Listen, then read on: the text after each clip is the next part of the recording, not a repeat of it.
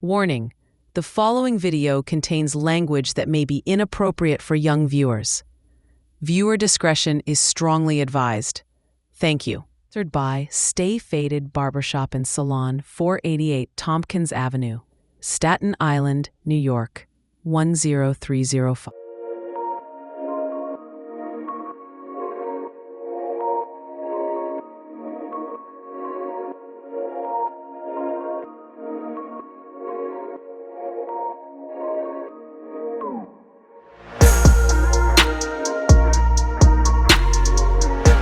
Most of the people I cut in the industry, they'll be like, yo, you still cut civilians? Like, that's the word. I'm like, it's crazy that they use that word. And I was like, And then that's when I started realizing, like, my place. You know what I mean? They're like, yo, listen, Jomo, you're not a civilian anymore, bro. Yeah. And I had to get used to that in my head. So when I would be going back to the Bronx, in my hood, I had to realize where I just came from, and realize my opportunity that I have right now, because not too many people have this type of opportunity to float around and be around these type of people. Yes. Because Ken, because he's, shout out Ken Wilson, he the one who brought me in. And he said, like, man, some people would pay to light my blunt, bro. And I'm like, light your blunt for what? Like, you know what I mean? I'm not knowing who I'm talking to, because he was married to my cousin. You know what I mean? So it was the little nepotism I utilized in getting to know him. And my cousins just kept telling me, like, yo, listen, you need to meet Ken, man. And for 5 years. So he was already in LA working with J Records. And then when he had to come out to New York and do the J Records thing out here, that's when I met him. You know what I mean? So that's pretty much how I got in, like through nepotism. Yeah, because I met you through Russ. Yeah. That's really how I met you, Russ Jones. So when you started working with Russ, what building was that? That was 745 Fifth Avenue. Fifth Avenue, yeah. So you knew Ken? Or was that, no, because you came in with Gio or with? I came in with Inca. Oh, but who was the boss? Gio Givens. That's what I'm saying. So Gio, Mike Burrell, Rowe. Yeah, but see that's what I'm saying. So they had just hired Gio. Wow. Then they had let go to put me on. So it was like that. Wow. So I just utilized that nepotism though, and just went to his house one day. My cousin came to visit from LA, and this is when he was living on Central Park South. And I never seen a black dude like that. You know what I mean? I've never seen that before. So it's like, then when my cousin came, he's like, yo, come to his apartment visit. You know what I mean? Come chill with us.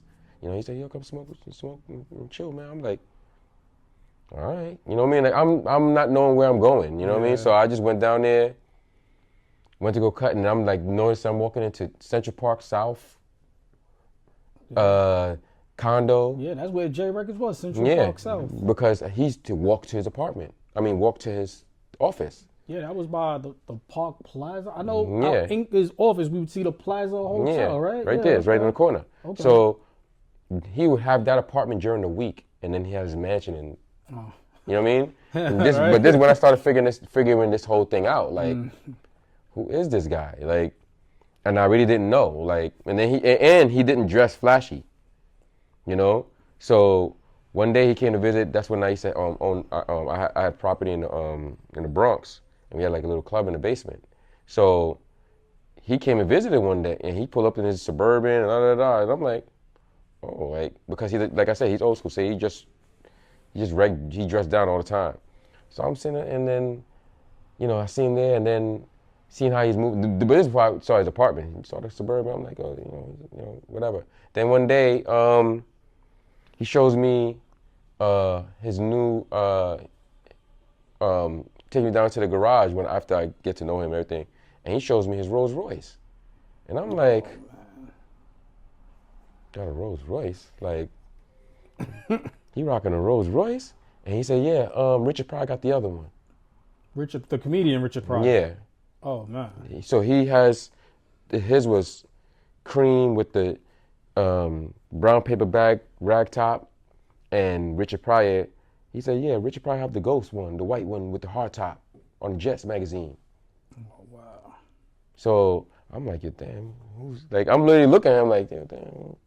I'm like, who are you? Yeah, I'm starting to get to, and then he took a liking to me, and where, you know, like family, you know, like I said, he's married to my cousin, so it's like, then I started becoming his guy for like 6 months. I always kept going to cut him every 2 days, and then Russ eventually became one of the clients, cause remember his office was here, and then he was right across. You know what I mean? Because Gio's office is right across from him. That was Ken's office. And then Ro was next to him. Okay, I remember those. You know what I mean? And then Michael Williams. Remember Michael Williams? Yeah, I remember. With next to Ken. And then Mike Burrell. I talked to Mike Burrell. Yeah. Shout out Mike You know what I Burrell. mean? I'm going to get him too. I talked to Mike. That's bro right there. I ain't speak to him in a minute, but, you know. I talk to Mike all the time. Word. So that was the beginning of, like, everything, you know, I met. And then, after I cut Ken for the first time, let me go back to that. After I cut Ken for the first time, this is when I saw how, like, the power he had, or as a boss. So, you know, there's all these white people in there, and, you know, working for him, and I'm not noticing he's the boss. Because I met him in his apartment, and he said, yo, come to my office. So my cousin was like, yo, tell me you're a barber, man. I didn't even tell him nothing. I was cutting hair. So I went to the house, chilled out for a second. We, you know, drank, talked, everything like that. And when I was leaving, he's like, yo, give him a card. And when I gave him the card, he's like, motherfucker. And I don't like saying that word, but he loves that. That's his favorite word. You know what I mean? So he said, man, you a barber and you ain't tell me? Come to my office tomorrow. And I went down to J Records, and I'm not, you know what I mean? I'm walking into the building, I'm like, remember how the door to walk in, and I'm the J on the side right there, and I'm sitting there looking at this like, what? There's a big opening. The big J, yeah. And then the lobby, you know that little lobby that they used to have, and the offices go that way. So I'm sitting there like looking at this like